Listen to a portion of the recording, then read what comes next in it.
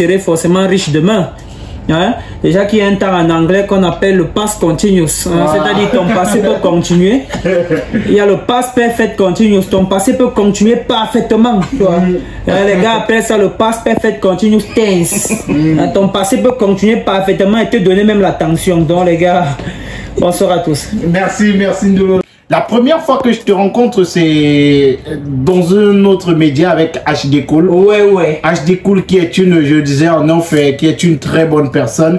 Et pour la petite histoire, la première fois ou l'une des premières fois que j'entre dans un studio, ça me fait vibrer. C'est une émission que HD Cool anime. Il faisait la matinale de l'autre côté.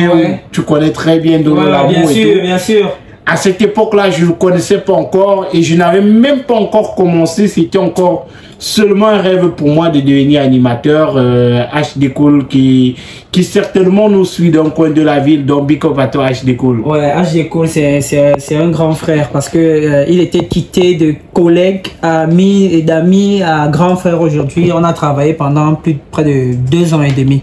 2 ans et demi d'aventure. Tellement de belles choses et tout ça. Aujourd'hui, je garde juste quelque chose de positif, une image positive et très grande de cet homme. Ouais. HD Cool que j'essaye tant bien que mal d'attirer dans l'un de mes projets. HD, il faut nous rejoindre. On a besoin de toi. Alors, mais Ndolo, il faut dire que tu as plusieurs casquettes. On parlait tout à l'heure de ta casquette de radio. Et tu es plus connu aujourd'hui en tant que stand-upper. Ouais, en tant que stand-upper. Ouais, comédien, mais skinner. Oui, c'est vrai, parce que un gros concept qui marchait très bien à ce moment. Exactement. Bon, j'ai fait beaucoup d'animations. J'ai fait beaucoup d'animations à la radio. J'ai animé dans plusieurs radios pendant 3 ans. Est-ce que tu commences comme comédien ou comédien? Moi, je commence exactement comme comédien de théâtre. Moi, je commence mon aventure dans le théâtre. Je fais le théâtre depuis beaucoup d'années. Ça va faire... Si je compte mes années en théâtre, je vais dire à quelqu'un que je suis à peut-être 10 ans de carrière. Waouh! Oui, 10 ans de carrière artistique parce que moi, je commence très jeune. Déjà depuis le collège, moi je faisais déjà du théâtre avec des encadreurs professionnels. Donc, je suppose que quelque part, j'étais déjà dans la voie du professionnalisme.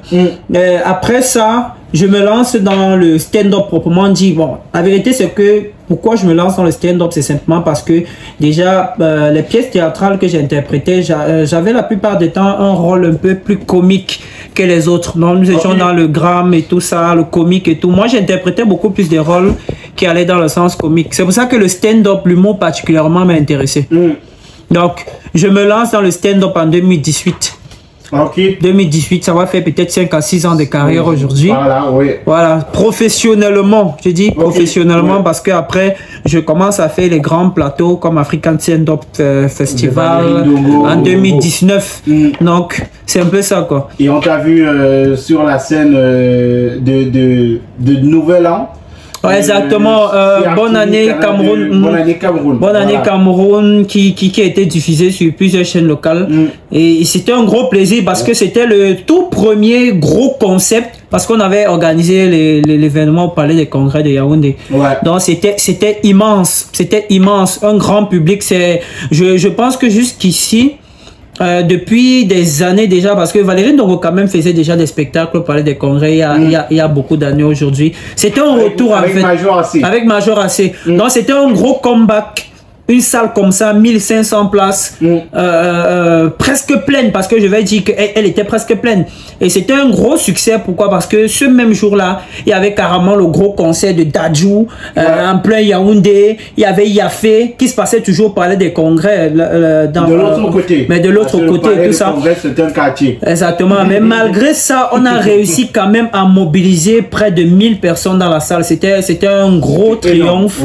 Et on s'est beaucoup amusé, Et tu avais fait un truc sur les opposants, les grévistes. Exactement. Voilà, je parlais des réalités des grèves en Afrique. J'essayais un peu de ressortir le fait que bon, en Afrique on n'a pas beaucoup de courage, quoi. Ici on a des opinions, ici on s'est dit non, on va faire ceci, on va faire cela. On a que la bouche, c'est un peu ça quoi, le vrai Camerounais. Tu as la bouche bien même d'abord. on bavardait, on bavarde, mais quand il s'agit d'agir déjà, quand il s'agit de dire notre mécontentement, il n'y a vraiment personne qui se pointe. Donc c'est un peu ça que j'essayais de ressortir et tout ça. Il y a un certain nombre de réalités que certaines personnes ont compris à l'intérieur du texte parce qu'après... Chères autorités. Voilà, donc c'était un peu ça. Chères autorités, je sais que vous nous écoutez ce soir, on ne parle pas de 2025. On ne demande pas aux Camerounais d'être courageux en 2025. Jamais, ce n'est pas notre intention. C'est vrai que j'ai un sketch où tu demandes aux Camerounais d'être courageux en 2025. Où je parle des élections présidentielles toujours en Afrique. J'aime bien globaliser parce que quand tu contextualises, ça devient compliqué. Voilà, il faut souvent s'assurer d'être dans le bon pays pour faire un certain nombre de choses. Et tu veux voir tes enfants grandir. Voilà, je vais déjà les voir naître parce que c'est important. Ceux qui veulent voir les enfants grandir, ils ont déjà les enfants. Moi, je n'en ai pas, non. Il va falloir qu'ils naissent et puis qu'ils grandissent. Non, c'est un peu ça, quoi.